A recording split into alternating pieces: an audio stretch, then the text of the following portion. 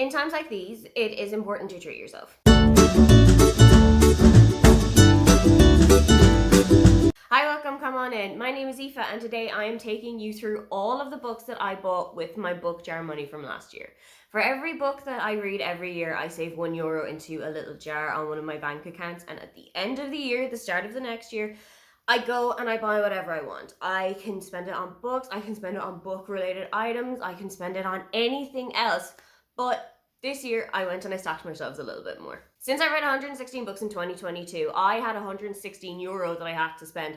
And I do think that you need to take into account that I live in Germany. There is a little bit more of a higher markup on books that are written in the English language when you're buying them in Germany rather than when you're buying them back at home.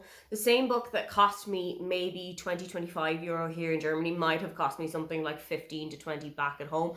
So you do have to take that in mind, that the euro didn't really stretch as far as it would have if I was back in Ireland or if I was in the UK. But I still think that I got a pretty good haul out of this. Let's take a look. First up was Things We Never Got Over by Lucy Score. I've heard a couple of things about this one, and honestly, this one was a blind book buy. In one of my local bookshops here in Berlin, there is a kind of a shelf where they have these blind book dates where they wrap them all in brown paper. And unfortunately, I have lost the brown paper. I thought I put it into the bag, but I didn't. So I don't actually know what it was that it said at the start. I think it was something like, this love story is going to grip you from the first page. And I really hope that that is the truth. I have also heard from a couple of people that this is a little bit spicier than you might think, with a couple of like daisies or chamomile flowers on the front cover. And that is something that I am very interested in. I love a surprisingly spicy story. So I am very hopeful that that is what I'm going to get here. Next up are two books in the series, and they are the first two books in the Finlay Donovan series. So you've got Finlay Donovan Is Killing It and Finlay Donovan Knocks Them Dead, both by El Cosimano. I read the first book of this last year in maybe July. I read it as a buddy read with my friend Brianna from Four Paws in a Book, and I really enjoyed this one. And I know as well that I think this is a book that my dad is going to really enjoy. He loves kind of crime, mystery, thriller books. But it has also got a little bit of something that I would be interested in, because Finlay Donovan, the title character, is an author, is a romance author, and she writes romance books. So I think that this is something that both of us can kind of bond over for once. As I said, in the first book, Finlay Donovan Is Killing It, the title character, Finlay Donovan, is a romance author, and she is meeting with her agent in one of the coffee shops in her town and having a talk about how she's going to kill off one of the characters in the book that needs to die for the story to continue. While they're in this coffee shop, a woman overhears Finlay and her agent talking and slips a little piece of paper and said, I will give you $50,000 if you can kill this man. So this woman thinks that Finlay is actually a hit woman, and the whole story follows on from there. I'm not entirely sure how Finlay Donovan Knocks Them Dead is going to continue on with the story as we left it. And I know that Finlay Donovan Jumps the Gun came out in, I think, January, February of this year. So if I like Finlay Donovan Knocks Them Dead just as much as I like Finlay Donovan's Killing It, I'm gonna be on the prowl for Finlay Donovan Jumps the Gun. Next up is The Setup by Lizzie Dent, and honest to God, this is a book that I should have read already. I have loved The Summer Job. It is Lizzie's debut, and it was such a funny story. I also put this on my most anticipated books for the second half of 2022 reads, and I didn't actually get to it because I never got to have a copy until now. So this book follows Mara, who is really into astrology. She's really into horoscopes. And I have a feeling that she reads in one of her horoscopes that her life is about to change, that she's about to get the career she's always wanted, that she's about to meet her dream man. And then things kind of go topsy-turvy from there, and none of that really happens. So she's kind of questioning her faith in what she has always believed to be true. And also there is a little bit of a romance on the side. I absolutely loved The Summer Job. I know that Lizzie Dent's writing is going to work for me, so this is going to be really high up on my TBR. Next up is an author that I've already given a try to this year, and I really want to go back in again because I think it was just that me and that book didn't gel. I don't think it was that me and her didn't gel. I don't think it was that her writing style didn't gel for me. This is Two Wrongs Make a Right by Chloe Leese. Kayla from Books with Lala read this in her Valentine's Day vlog, I think, and she didn't love it, but I am still going to go into it with a bit of an open mind. I'm still going to go into it and just see how I get along with it, because it's got fake dating in it, even though it's got a kind of a strange concept of fake dating in that Bea and Jamie are fake dating because their friends want them to hook up, but they don't see that it's going to work out, but they still continue to fake date each other anyway to prove their friends wrong.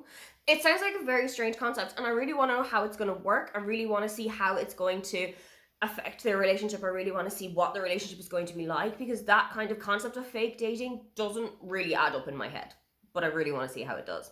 Next up is Icebreaker by Hannah Grace, and I'm going to tell you right now, this is a TikTok influence. I saw somebody on TikTok just wax lyrical about how much they loved this book, about how spicy it was, about how great the chemistry between the two characters was, about how it's a sports romance, and I was hooked. I watched that video again, time and time again. I've got it saved in my favorites. I go back to it now and then when I saw this book in my local Talia, I just knew I had to bring it home with me. So as I've told you before, this is a kind of an ice hockey meets ice dancer romance. I think they have to fight for use of the ice rink, and I think that there's a kind of an enemies to lovers situation going on in here, or like a forced proximity because they have to share the ice rink, and both of those are definitely buzzwords for me. So I am very interested to see if I'm going to love this just as much as my friend on TikTok did. Next up is another influence by Brie, and that is Sorry Bro by Taline Voskuni. This is Brie's book club pick for February for the Not Your Mom's Boozy book club that she is running with Cal from Retrieving Books. And I don't know if I'm going to get to it in February. I don't know if I'm going to be able to, because I've been so overrun by romances thanks to Rom-Comathon, one of my favorite weeks of the year. But there's so much that you're cramming in with romance, and your head is just kind of swimming with romance books, that I don't know if I'm going to get to it in February, but I'm really, really going to try, because it has got something in it that I've never read before, and that is Armenian characters. I think this is about a woman who is from Armenia, or has Armenian heritage, and is put into a kind of an arranged marriage, but turns it down. So her mother says, okay, but you now have to find somebody within 3 months, or you have to find a husband, you have to find somebody within this amount of time, or you are out of the will, or you are not going to get your inheritance. So our main character, Nerea, does find somebody, but it's not a man. I am so in love with sapphic romances this year. I have read so many of them last year, and I just fell completely in love with them. It's definitely something that I want to see more of in books. And with this having an Armenian culture, something that I've never read before, something that I would really like to discover, I feel like this is going to be a really good book for me. Lastly is the book that I'm actually currently reading, and that is Mistakes Were Made by Meryl Wilsner. This is about two women, Cassie and Erin. Cassie is in university and Erin is in her 40s or 50s. And they meet one night at a bar. Cassie is at a university bar and Erin comes in because she is visiting her daughter, and they hit it off. They hook up in the back of Erin's car.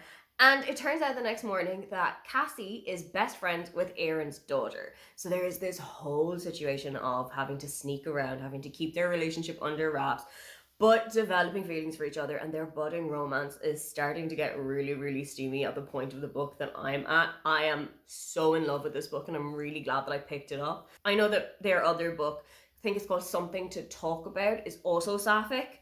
And given how much I'm loving this one so far, I just know once I find something to talk about, I'm going to have a really great time. Those were all of the books that I treated myself to guilt-free at the start of 2023. Thank you to my book jar from 2022.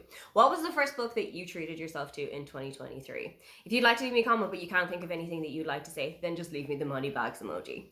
Don't forget to like and subscribe, because I have new videos up every week. Now, get on out of here.